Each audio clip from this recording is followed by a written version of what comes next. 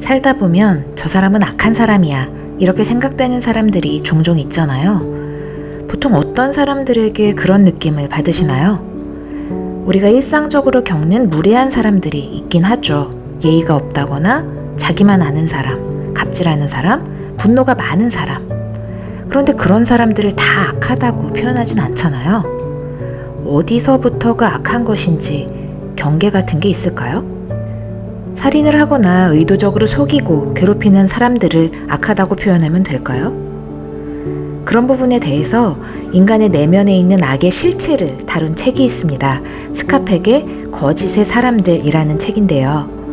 악에 대해 다룬 많은 책들을 봤지만 우리가 살면서 접할 수 있는 실제적이고 일상적인 삶에 스며있는 악에 대해서 이렇게 잘 설명한 책은 없었던 것 같아요. 제가 읽었던 책 중에는. 그래서 작가 스카펙 박사 역시 머릿말에 이런 글을 썼습니다. 이 책은 위험한 책이다. 하지만 나는 이것이 필요하다고 믿기 때문에 이 책을 썼다. 그렇지만 이 책을 쓰는데 두려움이 없지는 않다. 해롭게 받아들여질 가능성도 있기 때문이다. 읽는 사람에 따라서는 고통만 가져다주는 책이 될지도 모른다. 뿐만 아니라 이 책이 주는 정보를 오히려 다른 사람을 해치는데 사용할 사람들이 나올지도 모른다고 쓰여 있습니다. 하지만 작가는 인간의 악을 직접 들여다볼 수 있기 전까지는 치유를 꿈꿀 수 없고 치료에 필요하다고 생각했기 때문에 이 책을 쓴다고 얘기하고 있는데요. 그렇다면 스카펙이 말하는 인간의 악은 어떤 것을 말하는 걸까요? 여러분들이 생각하는 악과는 완전히 다른 방면의 이야기가 될 수도 있을 것 같은데요. 오늘 이 책에서 말하는 악의 실체에 대해서 이야기해 보려고 합니다.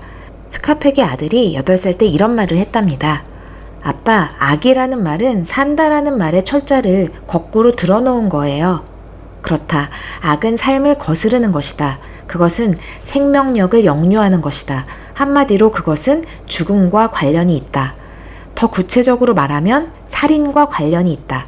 불필요한 살상, 즉 생물학적 생존에 전혀 보탬이 되지 않는 그러한 죽임과 관련이 있다. 악은 또한 영혼을 죽이는 것이기도 하다. 생명, 특히 인간의 생명에는 여러 가지 필수적인 속성들이 있다. 지각, 운동, 인식, 성장, 자율, 의지 따위가 그런 것이다. 실제 몸은 죽이지 않더라도 이런 속성들 가운데 그 어떤 것을 죽이거나 죽이고자 하는 일은 얼마든지 있을 수 있다. 그러니까 어린아이 한 명을 털끝 하나 만지지 않고도 파괴시킬 수 있다. 이로써 악이란 인간의 안 또한 밖에 존재하는 생명이나 생명성을 죽이고자 하는 힘이라고 말할 수 있다. 그러나 선은 그 반대다. 선은 생명과 생명성을 늘어나게 하는 것이다. 여러분 선과 악을 떠올리면서 생명과 연관지어서 생각해 보신 적이 있으신가요? 인간이 악한 마음으로 행동할 때 생명을 죽일 수도 있다는 것입니다. 그러면서 작가는 우리가 악을 있는 그대로의 모습, 그 무시무시한 실체 그대로를 인식할 수 있도록 격려하는 것이 자신의 의도 중 하나라고 말하고 있습니다. 일단 악을 대면하는 사람들이 그것이 악이라는 것을 분별할 수 있다면 영혼이 파괴되고 생명이 파괴되는 일을 피할 수 있을 테니까요. 악이 혐오감을 주는 이유는 그것이 위험한 까닭에서다. 악과 너무 오래 마주하게 되면 그 악은 반드시 사람을 오염시키거나 파괴시키게 되어 있다. 만약 우리가 악과 마주치게 되었는데 그 상황에서 특별히 어떻게 해야 할지 모른다면 그저 다른 길로 내빼는 것이 가장 현명한 방법이다. 혐오감이라는 역전이는 하나의 본능인 동시에 다르게 표현하면 하나님이 주신 조기 경보 및 구조 레이더인 셈이다. 그렇다면 사람의 생명을 죽이고 영혼을 파괴시키는 진짜 악한 사람은 어떤 사람을 말하는 걸까요? 내가 악한 사람이라고 부르는 이 사람들의 행동에 있는 가장 지배적인 특징은 곧 남에게 죄를 덮어 씌우는 책임전가다. 그들은 마음속으로부터 스스로를 비난의 대상에서 제외시키는 까닭에 자연히 자신을 비난하는 상대에게 손가락을 겨누게 된다. 우리가 스스로를 돌아보지 못하고 이 과정을 계속 반복하게 되면 나르시시스트가 되는 거죠. 이게 남의 일이 아닌 거예요. 나의 양심, 죄책감을 받아들이지 못하고 합리화가 되기 시작하면 자신과 타협하게 되면서 나중에 자신의 모든 행동에 합리화를 주게 되더라고요. 최근에 제가 겪은 일이 있어요. 어떤 공동체에서 같이 사역하는 A라는 자매가 있었는데 그분이 저보다 나이가 많았어요. 그런데 처음 만났을 때 그분이 교회에서 상처가 많고 힘들었다는 얘기를 굉장히 많이 했거든요. 그러면서 같은 공동체에서 온 자매님들 얘기를 많이 했었어요. 전 그분들을 잘 몰랐기 때문에 그냥 들어주기만 했었는데 그러면서 저에게 굉장히 잘해주고 친근감 있게 대했거든요. 얘기를 나눠보면 사람이 참 따뜻하고 인사이트도 있어서 말이 통하는 그런 사람이었어요. 자주 만나진 못했는데 그래도 나름 2, 3년 동안 교제를 한 것 같아요. 그런데 최근에 그 A라는 자매가 예전에 자신이 안 좋게 말했던 사람들과 다시 친해진 것 같더라고요. 그런데 거기서 제 말을 좀 많이 하는 것 같다는 얘기가 들렸어요. 좀 약간 유치한 상황이 된 건데 어린아이들의 행동 같다는 생각을 좀 했는데 근데 제가 그간 교회에서 이런 일들을 종종 겪다 보니까 누가 막 얘기해도 그냥 듣고 리액션도 잘 안 해요. 잘 모르니까 일단 그 사람을 제가 그래서 뭐 그런 것들에 크게 상처를 입었다거나 피해를 입었다거나 한 단계는 아니지만 그들이 날 이간질하고 있고 뭔가 계속 비난하고 있다는 얘기도 듣고 저 스스로도 느끼고 그런 상황인 거예요. 그래서 언젠가부터 그 A라는 자매가 저를 이렇게 만났을 때 뭔가 좀 전과는 다른 약간 차가운 눈빛과 오만한 표정을 짓는 것들을 제가 느꼈어요. 다른 사람 앞에서 창피를 주려는 시도가 좀 있었거든요. 근데 아까 말씀드렸다시피 그 자매님이 인사이트가 있고 눈치가 있는 편이라서 제가 모르고 이럴 수는 없다는 결론을 좀 냈어요. 그래서 좀 알게 된 거죠. 저분이 다 아는데 나에게 그렇게 행동하는 이유는 나를 소외시키고 매도하려는 의도가 있다고 판단이 됐어요.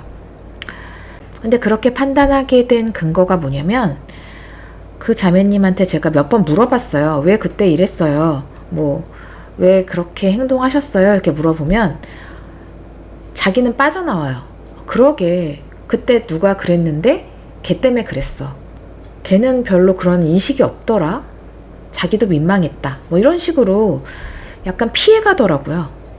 그러니까 제가 그때 느낀 거는 어떤 상황이 오면 다른 사람들은 다 판단을 하는데 자기 스스로는 변명을 해서 회피하는 성향이 있다는 걸 제가 몇 번 느낀 적이 있거든요. 그래서 비난의 대상에서 자기 자신을 제외시키면서 다른 사람에게 손가락을 겨누게 된다는 거예요. 그런데 이런 부분을 스카펙 박사는 악으로 간주하고 있는 것입니다. 인생이라는 것이 종종 자신의 완전한 자아상을 위협해오는 까닭에 그 인생을 미워하고 타괴하려는 일에 이따금씩 반사적으로 뛰어들게 된다. 대개는 의라는 이름으로 그렇게 한다. 그러나 문제는 그들이 인생을 미워하는 데 있다기보다 자신의 죄된 부분을 미워하지 않는다는 데 있다. 그런 극단적인 자기 방어는 언제나 자신보다 남을 희생시키기 마련이다. 자신을 미워할 줄 모르는 것, 자신을 거스르지 못하는 것, 그것이야말로 내가 악하다고 부르는 책임전가 행위의 뿌리요 핵심적인 죄라고 생각된다. 악한 사람들의 도덕성을 이해하는 데는 이미지, 외형상, 겉으로 보기에는 같은 말들이 퍽 중요하다. 그들은 선해지려는 생각은 눈꽃만큼도 없으면서 겉으로 선해 보이려는 욕망은 불처럼 강하다. 그들은 선함이란 모두 가식과 위선의 수준에서 선함일 뿐이다.